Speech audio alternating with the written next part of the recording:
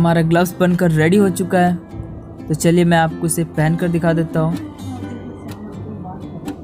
तो जैसा कि आपने देखा कि मैंने एक पुराने कपड़े को यूज़ कर इस ग्लव्स को बनाया। मैं चाहूँगा कि आप भी इसे बनाकर ज़रूर देखें और आप इस ग्लव्स को पहनकर फ़ोन भी यूज़ कर सकते हैं।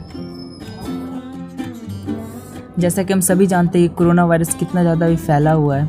जितना ज़रूरी हमें मास्क पहनना उतना ही ज़रूरी हमें ग्लव्स पहनना है, क्योंकि हाथों से भी जर्म्स फैलते हैं। इसीलिए आपको हमेशा मास्क और हैंड ग्लव्स ज़रूर पहनना चाहिए। अपने हाथों को प्रॉपर वॉश करना चाहिए। अगर आपको और वीडियोस देखनी है तो आप आई बटन में जाके देख सकते हैं। Thanks for watching my video. Please like and subscribe my channel and press the bell icon. और मुझे कमेंट करके ज़रूर बताएं कि आपको मेरा यह वीडियो कैसा लगा।